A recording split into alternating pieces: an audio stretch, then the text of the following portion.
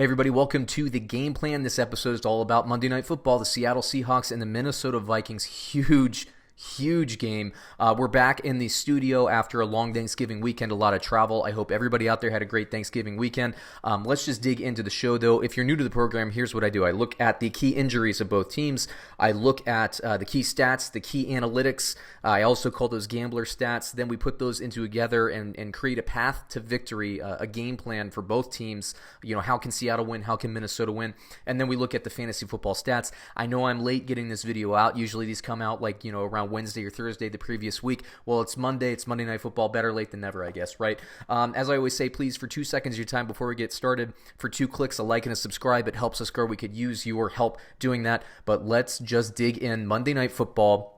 A game that, both teams really look good for the playoffs here. I predicted both of these teams would make the playoffs, so I'm feeling pretty good about myself.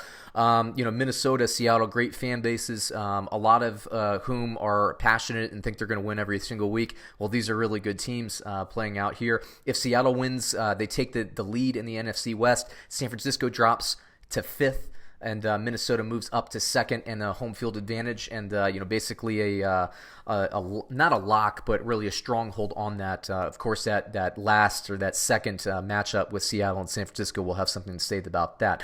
Minnesota, huge game too. They're trying to kind of keep pace with Green Bay. What an NFC race. But let's just go ahead. Let's talk about the injuries. Both teams have key players out coming into the game. I got to say, Seattle, Minnesota, even with key players out, I have to say Seattle probably has the injury advantage in my opinion. Clowney is questionable. Reed, big, 2 big pieces on the defensive line, questionable. Kendricks, you'd like to see him play. He's questionable. And then back up a defensive tackle there. Woods is questionable. Now, the Vikings have a few people out, most notably Adam Thielen. I thought that, coming into this week, the Vikings really needed Adam Thielen to stretch the Seattle defense and kind of make them pay. I think it's going to be certainly harder for Minnesota to win, but, it's important to have Thielen ready for the playoff stretch anyway. So, you'd like to see teams full strength, but it is the nature of the NFL. Adam Thielen is out, so there's a lot of pressure on Diggs, and we'll talk about that as we get into the game plan. We have Joseph. You have Steve. Basically, a couple of defensive tackles. So the three of the top 4 defensive tackles for Minnesota are questionable at this point. So that's never great. That lends me to basically the opinion that Seattle would be able to kind of run that ball up the middle. These guys, even if they play, they're going to be banged up. So you would like to see Seattle, basically test those guys out. We'll see what happens. Harrison Smith for me is a big one because you got to contain Russell Wilson. I'm not a big fan of the spy, but I know that Minnesota will do that from time to time, and Harrison Smith is kind of that athletic safety back there that can, if anybody can keep Russell Wilson contained behind the line of scrimmage, it's got to be Harrison Smith. So he's a big piece. Hopefully he can play this evening. Harris and Jalen Holmes as well. Let's talk about the key statistics, and what I do is I like to go position grouping by position grouping, and these rankings are in terms of yards accumulated. So you see the Seattle Seahawks pass offense is ranked 10th in the league. The pass defense for the Vikings is only ranked 20th in the league. You would expect a little bit more from a Vikings defense. Conversely, the Vikings passing offense is 14th in the league, and the pass defense for the Seahawks is 29th. Now, this is an interesting one. I talk sometimes in these series about, misleading stats. You can always use statistics to make an argument for something or against something. So I don't get too, although I like analytics, I don't basically look them as the only source of predicting games. And let me tell you what I'm talking about here. Minnesota, the 14th ranked passing offense. Is that because they're the 14th best team, or is it because they have such a strong running offense that they don't need to pass all the time? When you see teams that have a lot of talent, and San Francisco is a great example of this as well.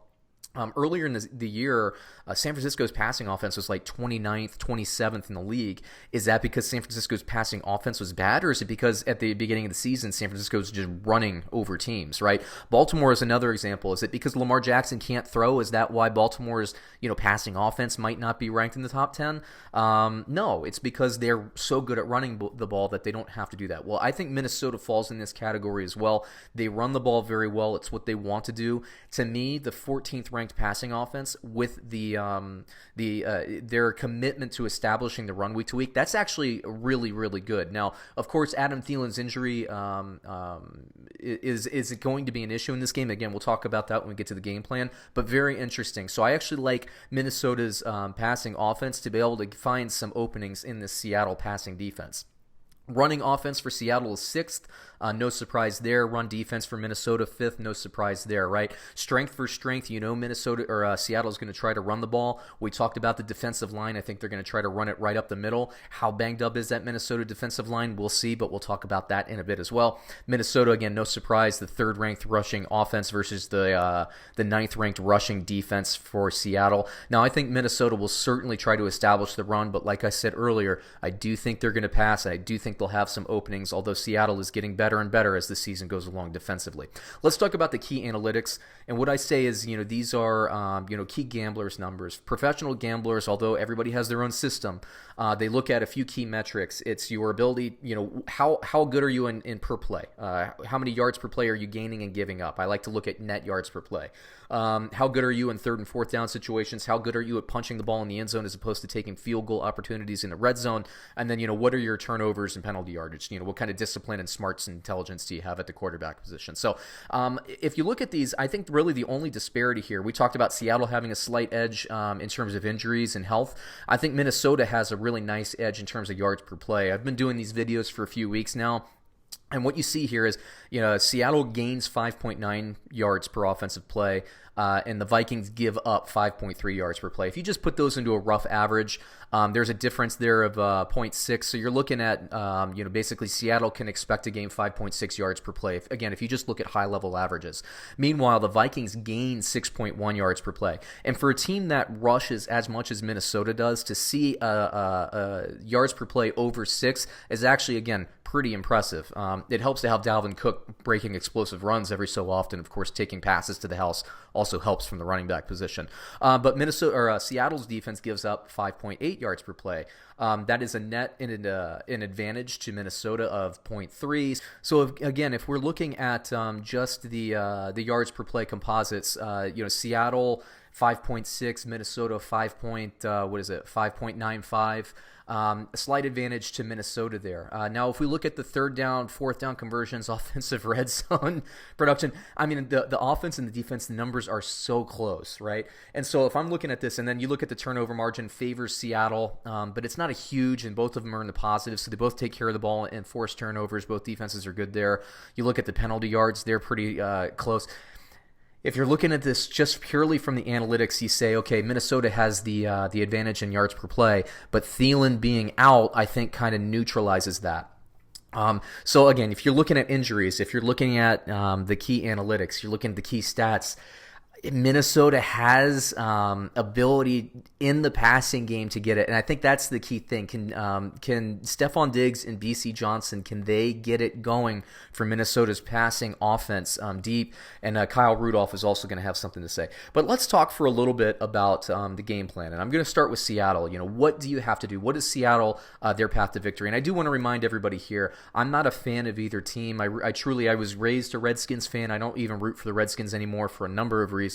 I really just enjoy football. So when I break these down, I don't have any bias whatsoever. It's really just what I'm seeing. You may agree or disagree, but I am being fair to all teams. I have no bias out there, good or bad, for any team. But Seattle, how do they win here? With Adam Thielen out, I think the emphasis is going to be Kyle Rudolph and Stefon Diggs deep. So I know Minnesota, when I track these plays for fantasy football, and we'll get to the fantasy football stuff a little bit later. I track these plays, and since Thielen's been out, you see an uptick in the tight ends, so both Irv Smith and Kyle Rudolph. You see Stefon Diggs sometimes winning his matchup and sometimes not.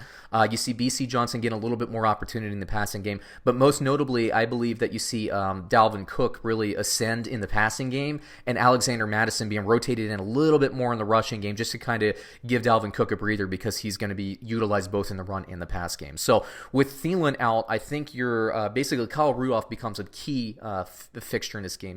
Seattle has given up some points to the tight ends. Kyle Rudolph is going to be big for stretching the chains, and so will Irv Smith, but more so Kyle Rudolph. Stefon Diggs has to win his matchup. I think he will have some opportunities opportunities in this game. Kirk Cousins will have to hit him, and Dalvin Cook has to be a monster. But thankfully, I guess for Minnesota fans, he usually is. For Seattle Seahawks, I mean, obviously, I'm not saying anything earth-shattering here. You got to stop Dalvin Cook. You got to contain him somehow. Easier said than done, right?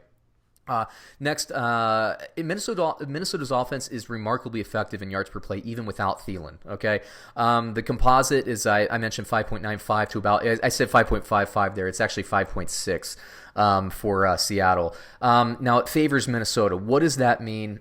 If I'm going to jump down and I say Carson, you got to hold on to the ball. Stop putting the ball on the carpet, Carson. He's the better of the running backs for Seattle. He has to play like it this week. If you're relying Seattle on Rashad Penny, it's not going to happen for you this week. I really just don't believe that. As good as Russell Wilson is, and he is fantastic, is certainly an MVP candidate, Carson, you have to get it going, and you have to hold on to the ball. It's key. Metcalf, I saw him last week. He was streaking behind the defense all week last week, I think, against the Eagles. He's got to catch the stinking ball. I mean, he's just got to catch the ball. Now, maybe Josh Gordon, because of the drops last week from Metcalf, maybe Josh Gordon gets more run, and if so, I think he'll have some opportunities. But Metcalf and Gordon, I really think they need to stretch the defense there. But, what I was saying before about the yards per play, I think, Seattle and Minnesota, we talked about those analytics. I think Seattle probably needs to steal a possession. And when I'm saying that, I'm not just talking about turnover. I'm not saying, a surprise onside kick or anything. I'm saying steal a possession, whether it's extending a drive, I say this from week to week, extending a drive, or let Russell Wilson do his thing. He's an MVP candidate, like I said. I know there's a lot of momentum for Lamar Jackson, I think deservedly so, but, where would Seattle be without Russell Wilson? He's having a great year. Containing him is going to be hard, but that brings me to Minnesota's game plan. First of all, I mentioned Diggs. He is more effective with Thielen. I mean, let's face it. Will Fuller's more effective with DeAndre Hopkins in the game, and vice versa for Houston. Diggs needs to win his battles.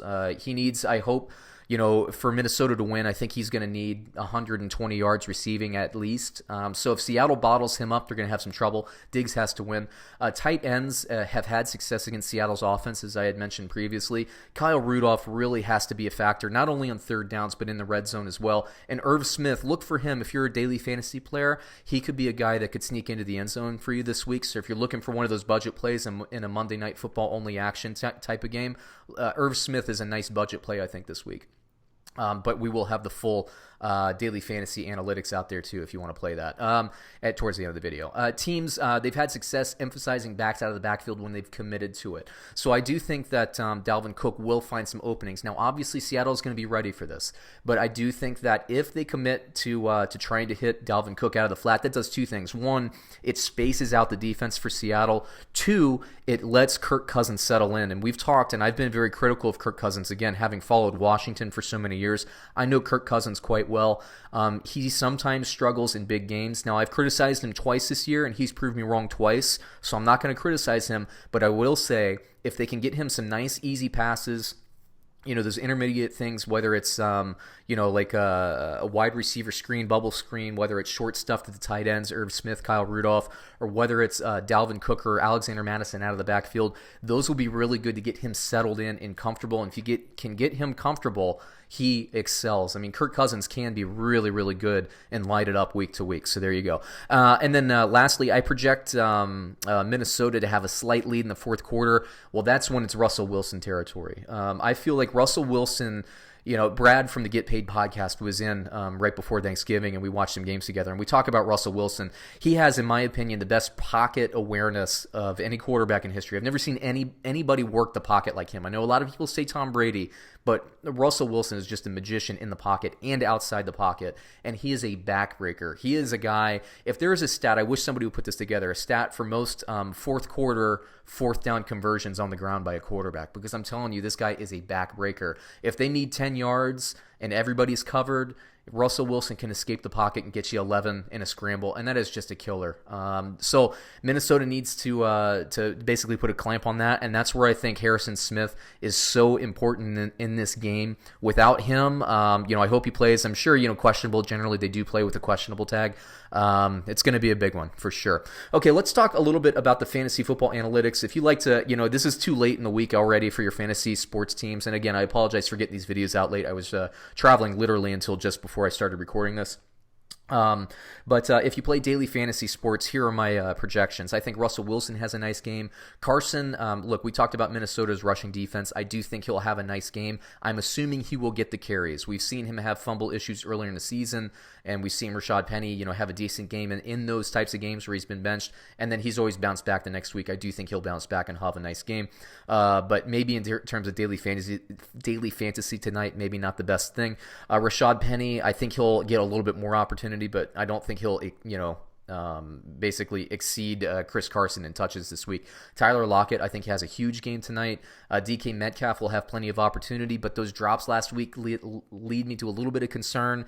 For daily fantasy, I wouldn't buy him. I see Josh Gordon as potentially taking a step up and seizing an opportunity there. So if I'm going to play daily fantasy, I'm probably going to rotate Josh Gordon in more of those lineups than I am DK Metcalf again.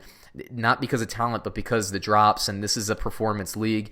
Josh Gordon's very good. Maybe he'll get there. And I've been talking up Jacob Hollister since the Will Dissly injury, and I think he's going to have a nice game. Even the Seattle Seahawks defense, I think, will have a nice game at a 7.0. For Minnesota, Kirk Cousins, to me, he's more of a fringe start, but depending on the budget and daily fantasy, whichever platform you're using, I think he's start worthy. I just favor Russell Wilson. I think most people would. Dalvin Cook, though, I think is going to have a monster game. I think he's worth the buy. And yes, I know Seattle's run defense is good, but keep in mind, daily fantasy plays PPR. With Adam Thielen being out, I think Dalvin Cook will have an increase in scoring potential. And I mentioned Alexander Mattison too. I think he'll get a few more carries than normal just to basically keep Dalvin Cook fresh, play to play.